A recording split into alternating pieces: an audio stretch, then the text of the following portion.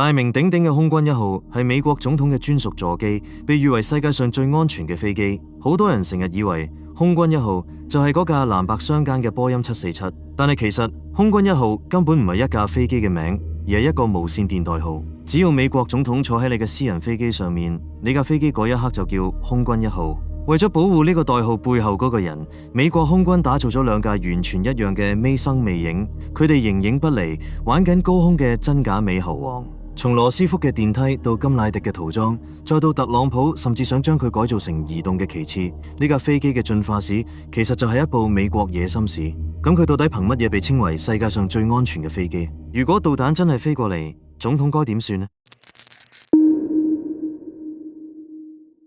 最早嘅總統專機起源於連續4屆任職美國總統嘅富蘭克林羅斯福，佢用嘅係道格拉斯公司嘅 C-54空中爆運輸機。呢架係由軍用運輸機改裝而成嘅總統專機，包括一個總統寢區、無線電話同可伸縮電梯，方便羅斯福總統乘輪椅上下。但係呢架飛機淨係喺1945年羅斯福參加著名嘅雅爾塔會議嘅時候使用過一次，因為2個月之後羅斯福就過身咗。到咗艾森豪威爾時期，使用嘅係洛克希德公司嘅星座客機。呢個時候對飛機唯一嘅改進就係增加咗加密嘅無線電話同電報設備。但係一次艾森豪威爾使用該機出行時，竟然遇到相同型號、相同代號嘅客機喺同一空域，搞到塔台人員分唔清邊架先係真嘅總統專機。於是之後，總統專機就有咗自己新嘅代號 Air Force One， 即係空軍一號。而同名一樣，總統專機由美國空軍採購，並且進行維護同保養。到咗甘迺迪時期，空軍一號進入噴射式時代。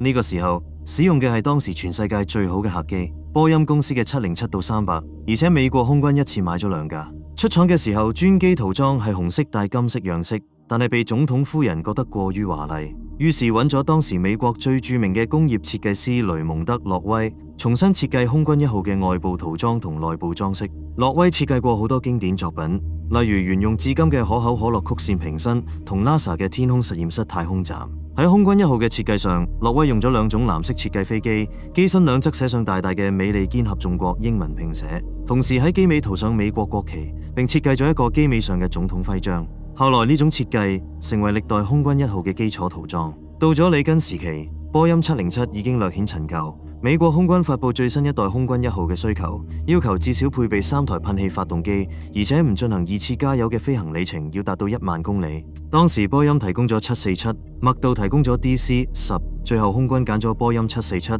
同時訂咗2架747-200，並進行咗5年時間嘅改裝，所以直到1990年先服役。呢架空軍一號嘅第一任使用者係美國總統魯布什。呢2架空軍一號嘅飛行呼號係 Special Air Mission 28000同29000。當美國任何一位空中管制員聽到呢個特殊呼號嘅時候，都會明白係空軍一號。而美國副總統亦都有專機叫空軍2號。呢個空軍2號唔係指一架特定飛機，而係一系列飛機，包括2架波音改裝嘅運輸機同灣流公務機嘅特製軍用版本。佢哋嘅塗裝同空軍一號一樣。空軍一號之所以要有2架，作用就係一架使用，一架備用。而且只要總統乘坐其中一架，另一架就要跟到邊度，以便主機發生故障時，總統可以隨時更換備機。而且總統出行時唔固定乘坐邊一架空軍一號，咁可以喺一定程度上迷惑對方。呢2架空軍一號係高度定製嘅波音747，同世界上任何一架波音747完全唔同。一架普通嘅波音747-200當時售價係8000萬美元，而空軍一號採購嘅單價係4億美元。就好似你買咗一棟價值500萬嘅屋，然後再花2500萬去裝修，出嚟效果可想而知。而美國空軍喺採購新一代空軍一號時，冇指定邊一間供應商，而係俾美國國內2間頂尖供應商波音同洛克希德同場競技。咁2間供應商就會攞出最好嘅解決方案，同時報出較低價格。呢就係喺市場競爭下嘅最優選擇。空軍一號之所以咁貴，就係因為佢配備咗各種安全設施，可以話係一架妥妥嘅空中飛行堡壘。普通波音747擁有一個位於主機翼下面嘅主油箱，同一個喺空軍一號中部嘅會議室，係總統及其幕僚發號施令嘅地方。呢度配備咗最先進嘅航空通訊設備，遍佈咗整個機身，可以打俾美軍任何一個基地，甚至51區。而空軍一號嘅廚房有一個6人廚師團隊，可以提供100人1日3餐，以及為總統提供精緻飲食，包括可口嘅塔可餅、牛排同蒜香包、凱撒沙拉同玉米餅沙拉。採購團隊每日都會隨機去超市買空軍1號嘅食材，每個超市最多去2次，以保護總統免受毒藥危害。而特朗普係第一位喺空軍1號上點麥當勞嘅總統。空軍1號要考慮作為核戰爭時期總統空中指揮中心，所以要具備防核爆設施。喺核爆發生時，會產生一種超強電磁輻射 EMP， 呢種 EMP 嘅傳播距離可達上千公里。屆時範圍內任何航空電子設備都會瞬間或者永久性失效，造成飛機失控導致墜毀。而保護空軍1號嘅就係一套叫做防衛盾嘅防核爆 EMP 防禦系統。飛機上面所有前窗都裝咗一層特殊防爆隔離玻璃。此外，飛機機身仲做咗專門防護裝甲，外面仲有一種特殊塗層，可以抵禦中距離核爆產生嘅核輻射、核塵埃同衝擊波。而且飛機內主要設備均裝多層殼體，電子元件都經特別加固，所有電纜都用咗玻璃纖維。更重要嘅係，空軍1號中嘅重要電控操作系統都有一個機械備份，以便手動開啟。因為喺核爆期間，任何精密電子設備都有失靈可能。喺危急時刻，空軍1號好可能作為導彈目標，所以飛機配備咗只有最先進戰鬥機先有嘅紅外紫外導彈預警系統，可以透過監測導彈尾焰預警來襲導彈，再配合機翼上一系列紅外對抗系統、干擾系統，破壞導彈攻擊路線，使其失靈。而呢個干擾器淨係使用過一次，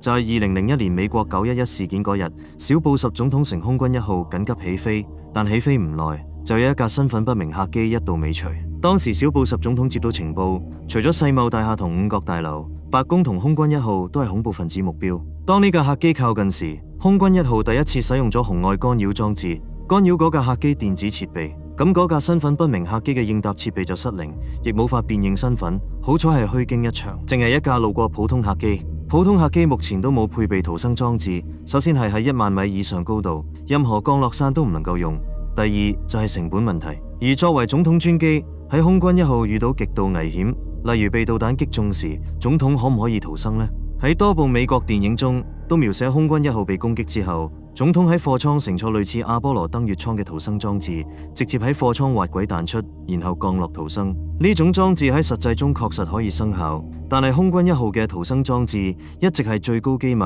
唔俾外界知。不過據講，空軍1號確實有一個類似電影中嘅逃生艙，只係樣子唔係阿波羅登月艙，因為太佔位，而使用嘅好可能係 B58轟炸機上嘅單人逃生艙。呢個係為 B58機組人員設計，緊急狀況下用。但係當空軍被問到呢個問題嘅時候，稱空軍1號上並冇配備逃生裝置。呢兩架空軍1號自1990年服役至今，已經站崗36年。喺民航領域，呢屬於絕對超高齡機型，維護成本早已係天文數字。其實早喺2009年空客 A380 問世時，美國空軍就諗過換機，但係因歐洲製造背景唔符合政治安全需求而作罷。經歷咗漫長預算拉鋸戰同多次交付跳票後，基於波音747-8打造嘅新一代空軍1號，終於進入最後改裝衝刺階段。呢兩架飛機耗資高達39億，甚至可能突破40億美元。雖然最初計劃2024年服役，但係因為複雜布線工程同供應鏈挑戰，目前正式交付時間已經推遲到2027年左右。關於佢嘅外觀，曾引起過激烈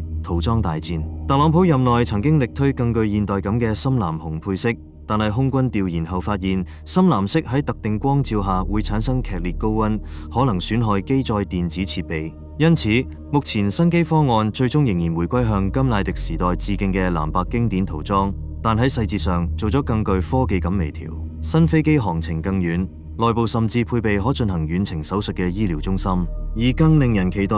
係美軍公佈嘅下一代超音速空軍1號計劃，目標係未來美國總統可以喺5小時內橫跨地球，實現真正環球速達。多謝你收睇空軍1號嘅秘密，遠唔止於此。我哋下期再見。